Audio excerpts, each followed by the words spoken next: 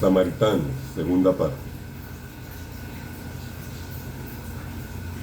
Hablar del relato que hace Jesús del buen samaritano es hablar de una parábola que nos deja muy bien parados a los representantes judíos de Israel, que no habla muy bien de ellos.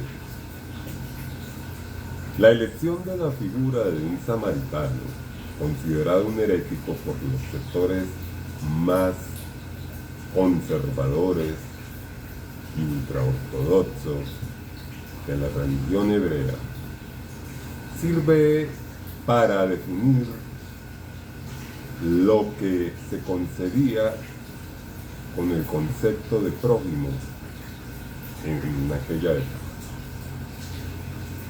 Mediante esta parábola, Jesús muestra que la fe debe manifestarse a través de las obras, revolucionando así de esta manera el término en la vida judía entre los distintos grupos de Israel, entre los distintos grupos sociales, entre los cuales contamos a el grupo fariseo, con el que en numerosas oportunidades,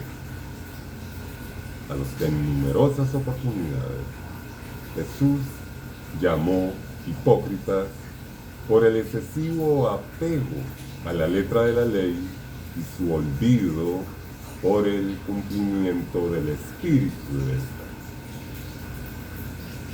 El contraste establecido entre los prominentes líderes religiosos y el samaritano misericordioso es un recordatorio a los maestros de la ley de que olvidaron el principio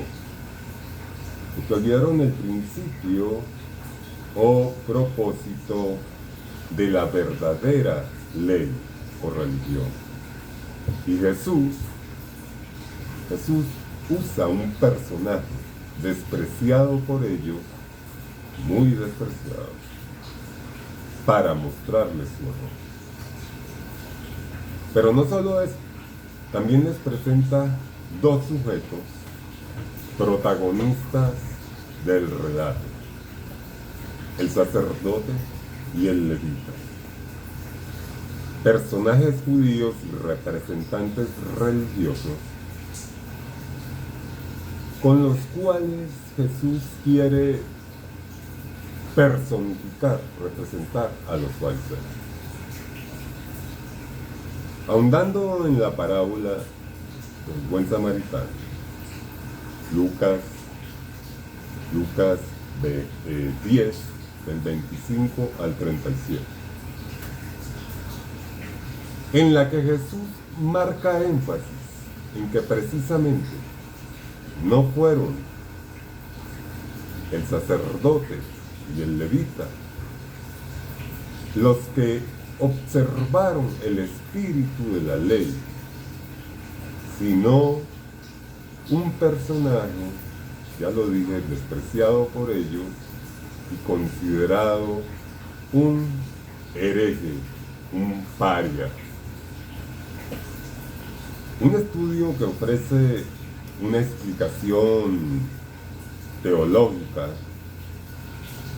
de la parábola, escrita por John Wilkerson en 1975 y titulada, me perdonan mi pronunciación en inglés, The Way from Jerusalem to Jericho, que traducido vendría a significar el camino de Jerusalén a Jericó. Este nos da cuenta de la actitud farisaica que constantemente era motivo y causa de confrontación entre ellos. En dicho estudio, John Wilkerson toma datos y dichos de otros estudios, de otros autores, Tal manera que si bajaba, venía en descenso, y por lo tanto venía desde Jerusalén hacia Jericó. Correcto.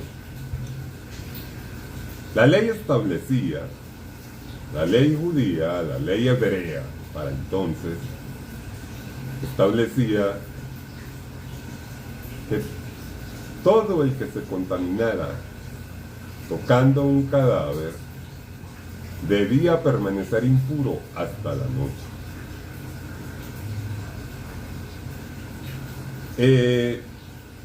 Por estar impuro, precisamente, entonces no podría de ninguna manera participar en los rituales religiosos en el templo.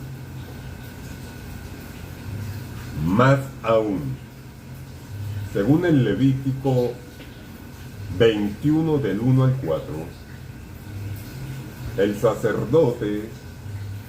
sacerdote le estaba prohibido contaminarse tocando un cadáver. Pero no solo antes del servicio en el templo, sino en su vida cotidiana. En su vida cotidiana incluso lo tenía prohibido, a menos que se tratara, salvo que se tratara de un pariente cercano, un pariente próximo. Así que si tanto el sacerdote como el levita iban de Jerusalén a Jericó, esto es indicación de que ya habían finalizado con sus actos rituales en el servicio al templo. Por lo tanto, bien podían haber ayudado, haber auxiliado al hombre en el camino. Por cierto, era un judío, como ellos. Nada les impedía entonces haberse contaminado en el caso de que el hombre estuviera muerto. Ya después habrían podido purificarse con el ritual pertinente. Otro estudio cuyo autor es Joachim Jeremías, nombre hebreo, señala que si se quiere dar a sus reparos, fíjense ustedes aquí, la palabra reparo a mí me suena como irónica. La palabra reparo me suena sarcástica en este momento. De hecho es el contexto que él le quiere dar, es la intención que tiene. Está como diciendo, bueno, está usando un pretexto, una excusa. Básicamente es lo que entiendo. Entonces él señala que si se quiere dar a sus reparos un motivo ritual, entonces se ha de aceptar que iban hacia Jerusalén, es decir, que iban en ascenso hacia el servicio en el templo. No se, dice Joachim Jeremías, no vamos a excluir esta hipótesis, pero surge otra gran dificultad, dice él. Las sesiones sacerdotales, levitas, laicas, que cada semana hacían el servicio en el templo, acostumbraban a viajar, acostumbraban a subir a Jerusalén en grupo, nunca solo, precisamente por la obviedad de la seguridad. Estamos hablando del tema de la seguridad en el campo. Era sumamente inseguro. Así que termina diciendo Joachim Jeremías que si ese fuera el caso, el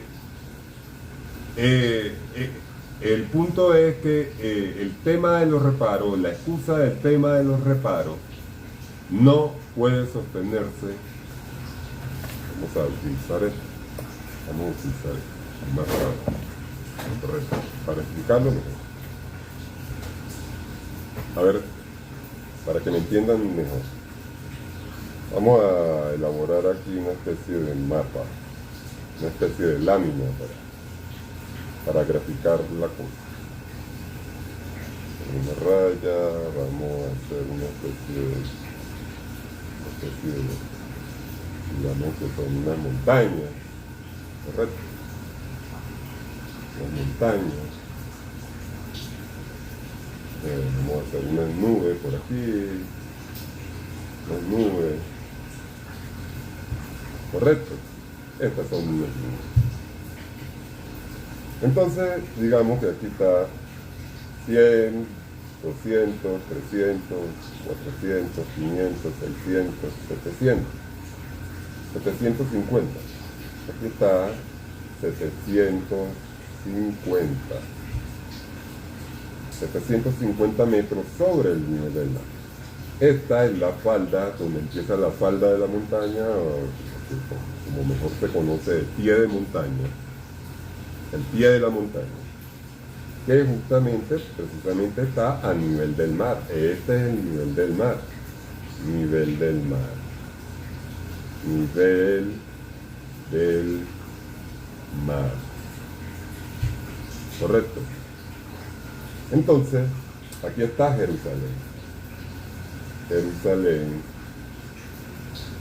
aquí arriba, correcto. A 750. Aquí inicia el camino de Jerusalén a Jericó. Y entonces les dije que el camino viene en descenso, porque viene desde Jerusalén a Jericó, viene en descenso hasta alcanzar aproximadamente 1000 metros. Entonces, hasta aquí, hasta el nivel del mar, tenemos 750 metros. Entonces, digamos que bajamos a 850, 950, 1000 metros. 1000 metros. 1000 metros. ¿Correcto? Entonces, ya teniendo esto aquí, bueno, Jerusalén a 750 metros, descendemos, venimos en descenso por el camino y nos va a conducir a Jericó, justamente a Jericó, que está aquí en el Valle del Jordán, como dijimos, Jericó. Aquí tenemos a Jericó, en el Valle del Jordán, ¿correcto? Justamente la palabra Jordán, para que sepan, toda palabra en el idioma hebreo tiene un significado añadido, un significado escondido. Aparte de lo que define la propia palabra, siempre tiene un significado, así como las letras y los números hebreos, siempre tienen una especie de código escondido, encriptado. Bueno, justamente la palabra Jordán significa el que baja, porque baja de una altura de aproximadamente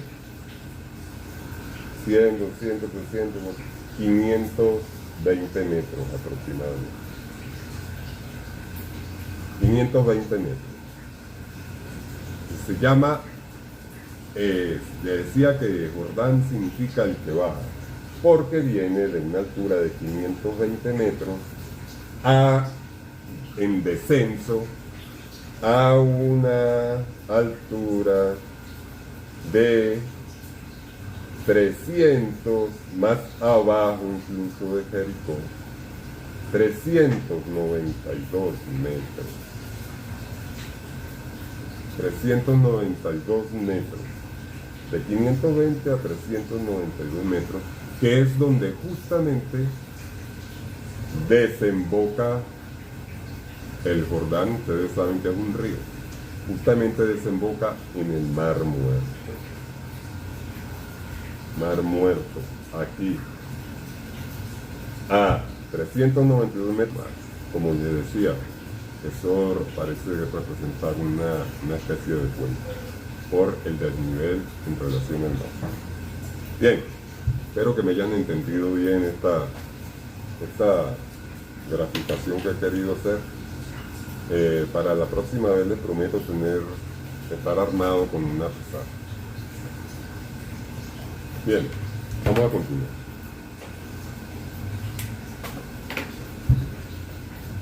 En su último discurso, pronunciado el 3 de abril del 68, el día anterior a su asesinato y popularizado bajo el título I did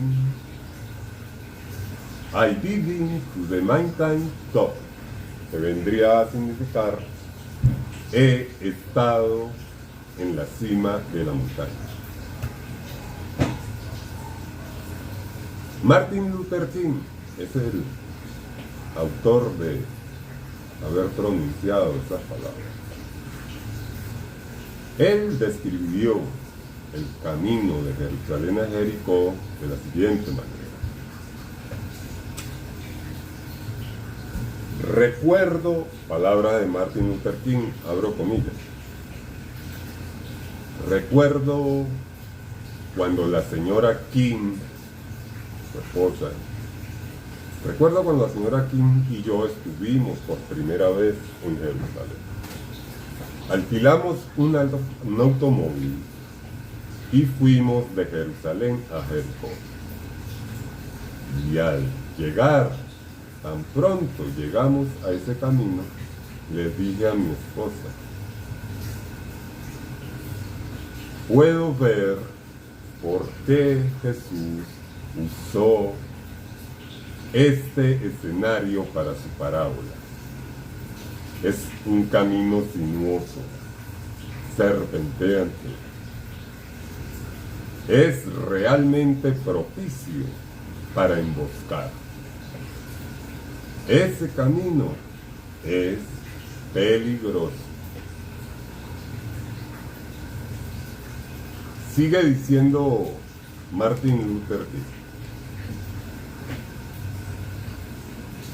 En los días de Jesús, palabra de Martin, en los días de Jesús vino a ser conocido como el sendero sangriento. Y usted sabe, puede ser que el sacerdote y el levita hayan mirado por encima del hombre tirado en el suelo y se hayan preguntado si aún estarían en los alrededores los ladrones. O es posible que ellos hayan sentido, presentido, que el hombre en tierra solo estaba actuando como si le hubieran robado y herido, con el fin de atraerlos y capturarlos para una incautación rápida y fácil. Así, la primera pregunta que se hicieron los hombres fue: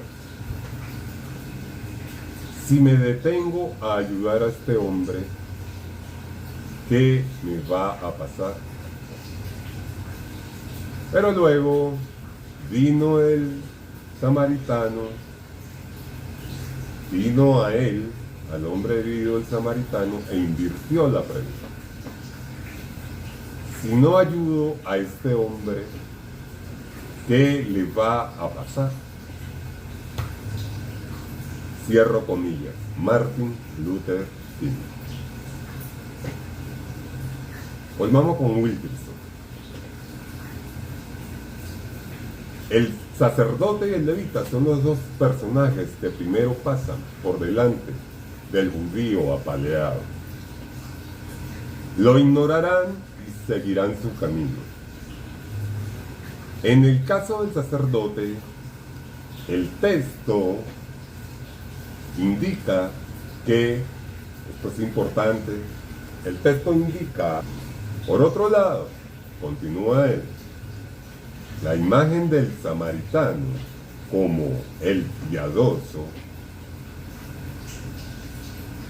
la imagen del samaritano como el piadoso salvador del judío apaleado, constituye toda una fragua al concepto de prójimo, ya que samaritanos y judíos constituían rivales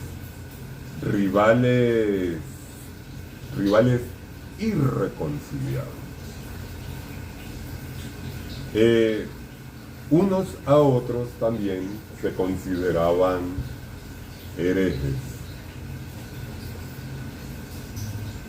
Otro estudioso, José María Cabedilla. José María Cabedilla nos dice, cierto, presten atención a esto. José María Cabedilla nos dice, ciertamente no están mencionados sin intención el sacerdote y el levita. A buen seguro que tampoco es casual atribuir al hombre misericordioso condición de samaritano, de extraño. Raymond Edward Brown nos dice, otro estudioso, nos dice, Jesús no hacía distinciones entre los hombres. En ese aspecto, todos son prójimos, sin importar nacionalidad, credo e ideas políticas. Porque dice Raymond Edward Brown, porque el sinónimo de prójimo es próximo, cercano. Asimismo, el sujeto, dice Raymond Edward Brown cita a Jesús como el sujeto. Asimismo dice, el sujeto tampoco reconoce límites, significando que la práctica del mandamiento del amor es para todos. Oiga, esto tiene mucha sabiduría. Él dice que Jesús no reconoce límites cuando se trata de la práctica del mandamiento del amor y que es para todos. Jesús escoge a un samaritano para ilustrar el concepto de un sujeto cuya extensión es ilimitada. Creo que cerramos el tema de esta manera. Quiero traer, como acostumbro, ya lo he dicho, un viejo adagio que le va muy bien al tema. Cito, predicar moral es mucho más fácil que adaptar la vida a la moral que se predica. Anónimo.